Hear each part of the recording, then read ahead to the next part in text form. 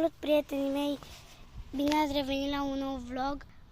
Mama și tata mi-au făcut un cadou foarte fain, nu credeam că o să mi-l fac acum. O să-l fac cu sora mea și cu mama mea. Așa arată poarta desfăcută. Aici este plasa prin care dai șut. Aici este plasa, aici instrucțiunile și hai să-i dăm drumul.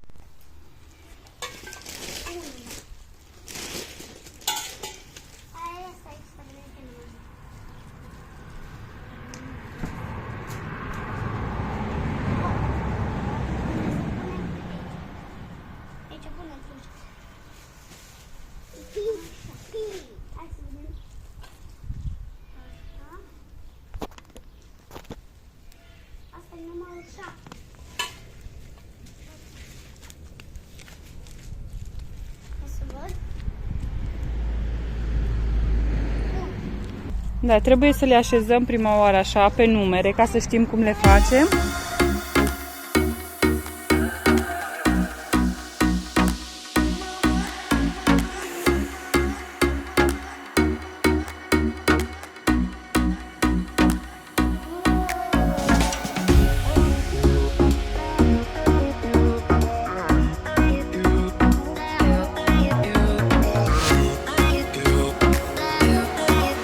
Hai că a început să prindă formă. Mai avem foarte puțin, 4 șuruburi, nu, mami? 4 șuruburi, mai punem plasa. Da, plasa. Și pe aia cred că cea în care tragi șut. Da, exact. Mi-am dat eu seama acum ce e. Aia o pui pe poartă și dai unde nu apără portarul. Nimerești, da. Da, știu. Acum mi-am dat seama. Așa, mami, trebuie să te descurci de mic. Să faci toate lucrurile. Când îți dorești ceva, trebuie să... Bravo, vezi ce fain. Ștefi și-a găsit de joacă. Așa, mami, hai, strângem tare, tare, mai punem plasa și...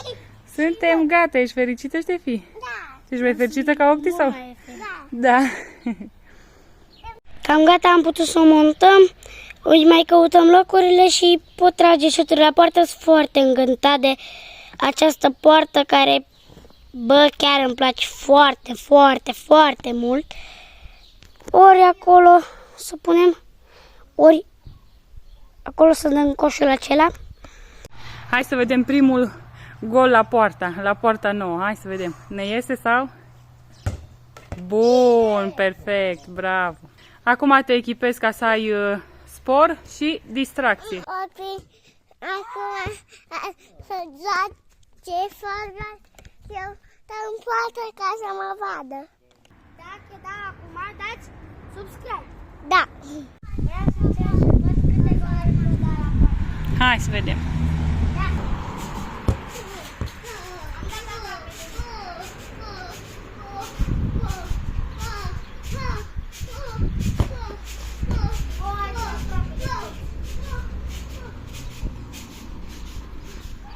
Dacă dau gol, dați like. Așa. Bun. Și dacă dau, uite de aici, dați subscribe.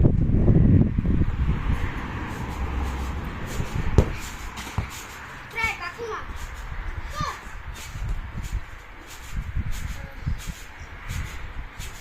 Dacă dau acum, dați share.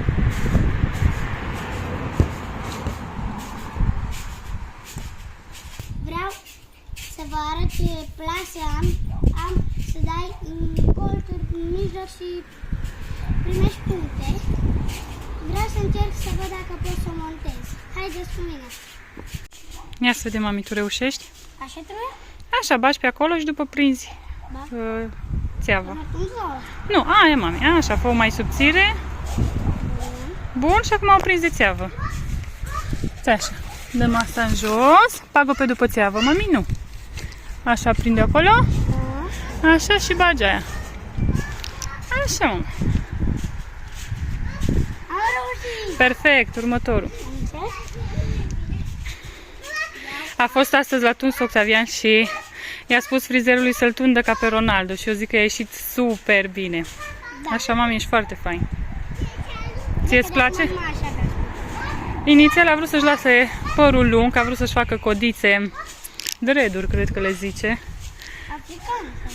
Da, dar nu mai are răbdare până îi crește părul. Așa că a zis că astăzi se tunde ca și Ronaldo. Ești foarte fain oricum. Mi-ar lua vreo 3 luni să-mi crească părul. Cred că mai mult, totuși. 4. Că îți crește greu, da? Hai jos. Să prindem aici. Așa, bravo. Aici. Așa, mama. Și... Perfect. Hopa. Opa. Iau asta. Ieri toată ziua s-a antrenat la poartă, a dat goluri să vadă cum e. Dacă nimerește, foarte fain a făcut ieri. Dimineața până la 12 sau... Până seara, nu chiar 12, dar era destul de târziu. Am aprins becurile în curte și el tot se juca fotbal. E foarte încântat. Poarta aceasta. Aici am terminat, sus. Hai să uităm partea asta, hai. Hai. Așa iau. Hai să te ajut. Vedem ce nimeresc. Bun, hai că erai aproape. Am aproape de 100 de kg. Hai, încearcă mai mult pe colțuri, că de obicei pe mijloc stă portarul. Da. Hai. Eu. Bun, bravo. Ce tare. Bravo. Bine? Asta chiar a fost bună. Am zis că trebuie să dau tare.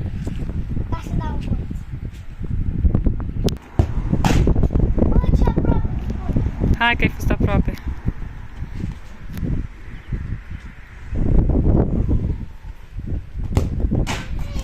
Bun, bravo. Dau colț.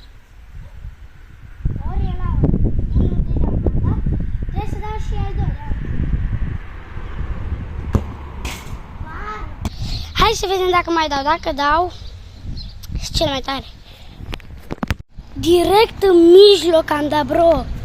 Deci, hai să vă zic un secret fără să ziceți la nimeni. La penalti, când vreți să dați așa penalti, acasă sau la fotbal, trebuie, ca să dați mai tare, ia uitați cum. Trebuie să puneți piciorul, uitați cum. Trebuie să puneți piciorul lângă minge și apoi o să dați tare, ia uitați. Cât de aproape de colț. Foarte aproape de colț, dacă dădeam colț. Da, am dat pe lângă. Ceea ce nu-i bine. Scuzați, vremea de afară este un pic cam frigos, dar suntem în Tolveri. Și acum dacă dau gol, cel mai tare copil, da? Bă, dar ce apără pățarul ăsta? Foarte aproape, bro. Ia, hai să mai dau. Și... bara de sus! Bro, bara de sus am dat. Cam acesta a fost și vlogul meu. Sper că v-a plăcut. Sper că v-ați uitat și până la final. Data viitoare o să am o surpriză. O să fac ceva cu tatăl meu. Nu vă zic acum. Uitați și la sora mea, vrea să vă facă salut. Pot să fac un challenge fain, să zic. Sper să îl câștig pe tatăl meu. Dacă v-a plăcut acest video, dați un like, un mare like, un subscribe și ne vedem data viitoare. Pa, pa!